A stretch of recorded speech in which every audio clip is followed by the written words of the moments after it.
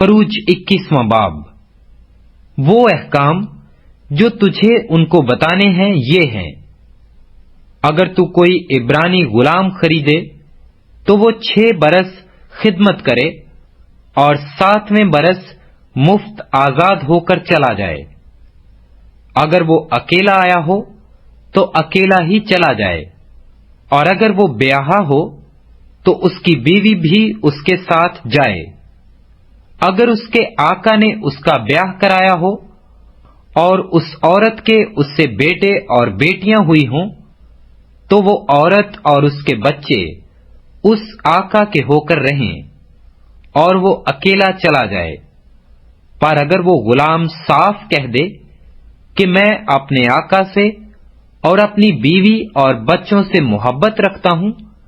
میں آزاد ہو کر نہیں جاؤں گا، تو اس کا آقا اسے خدا کے پاس لے جائے اور اسے دروازہ پر یا دروازہ کی چوکھٹ پر لا کر ستاری سے اس کا کان چھیدے، تب وہ ہمیشہ اس کی خدمت کرتا رہے۔ اور اگر کوئی شخص اپنی بیٹی کو لونڈی ہونے کے لیے بیچ ڈالے تو وہ غلاموں کی طرح چلی نہ جائے۔ اگر اس کا آقا جس نے اس سے نسبت کی ہے اس سے خوش نہ ہو تو وہ اس کا فدیہ منظور کرے، پر اسے یہ اختیار نہ ہوگا کہ اس کو کسی اجنبی قوم کے ہاتھ بیچے، کیونکہ اس نے اس سے دغابازی کی۔ اور اگر وہ اس کی نسبت اپنے بیٹے سے کر دے تو وہ اس سے بیٹیوں کا سا سلوک کرے۔ اگر وہ دوسری عورت کر لے تو بھی وہ اس کے کھانے، کپڑے اور شادی کے فرض میں قاصر نہ ہو۔ اور اگر وہ اس سے یہ تینوں باتیں نہ کرے تو وہ مفت بے روپے دیے چلی جائے۔ اگر کوئی کسی آدمی کو ایسا مارے کہ وہ مر جائے تو وہ قطعی جان سے مارا جائے، پر اگر وہ شخص گھات لگا کر نہ بیٹھا ہو بلکہ خدا ہی نے اسے اس کے حوالہ کر دیا ہو تو میں ایسے حال میں ایک جگہ بتا دوں گا جہاں وہ بھاگ جائے۔ اور اگر کوئی دیدہ و دانستہ اپنے ہمسایہ پر چڑھ آئے تاکہ اسے کرسے سے مار ڈالے تو اسے میری قربان گاہ سے جدا کر دینا تاکہ وہ مارا جائے۔ اور جو کوئی اپنے باپ یا اپنی ماں کو مارے وہ قطعی جان سے مارا جائے۔ اور جو کوئی کسی آدمی کو چرائے، خواہ وہ اسے بیچ ڈالے خواہ وہ اس کے ہاں ملے، وہ قطعی مار ڈالا جائے۔ اور جو اپنے باپ یا اپنی ماں پر لعنت کرے وہ قطعی مار ڈالا جائے۔ اور اگر 2 شخص جھگڑیں اور ایک دوسرے کو پتھر یا مکہ مارے اور وہ مرے تو نہیں پر بستر پر پڑا رہے،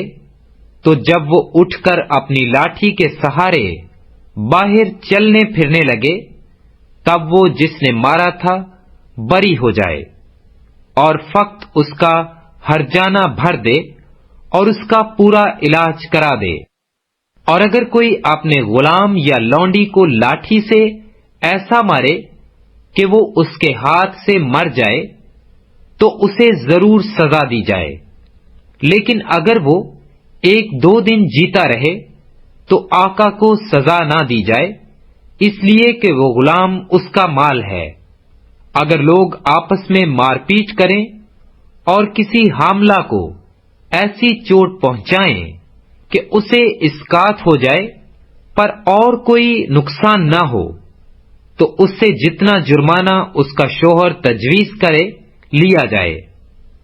اور وہ جس طرح قاضی فیصلہ کریں جرمانہ بھر دے۔ لیکن اگر نقصان ہو جائے تو جان کے بدلے جان لے، اور آنکھ کے بدلے آنکھ، دانت کے بدلے دانت، اور ہاتھ کے بدلے ہاتھ، پاؤں کے بدلے پاؤں، جلانے کے بدلے جلانا، زخم کے بدلے زخم، اور چوٹ کے بدلے چوٹ۔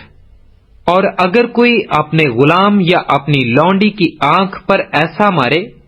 کہ وہ پھوٹ جائے تو وہ اس کی آنکھ کے بدلے اسے آزاد کر دے۔ اگر کوئی اپنے غلام یا اپنی لونڈی کا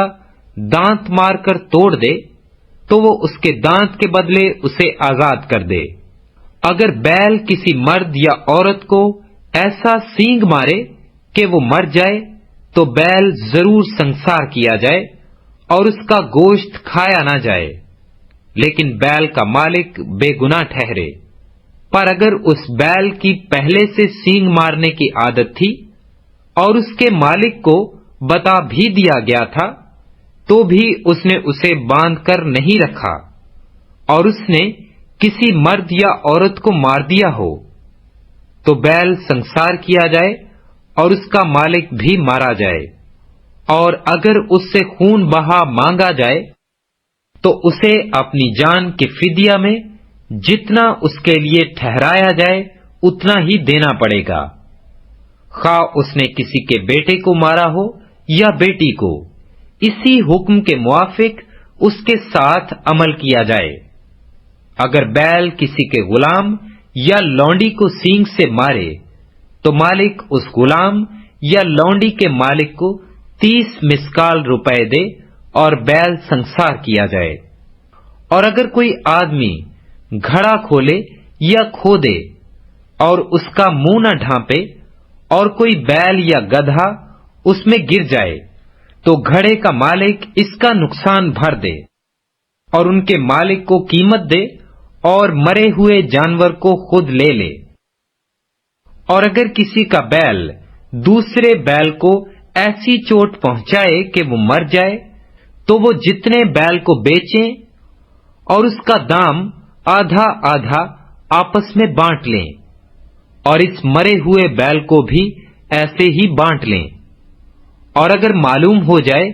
کہ اس بیل کو پہلے سے سینگ مارنے کی عادت تھی اور اس کے مالک نے اسے باندھ کر نہیں رکھا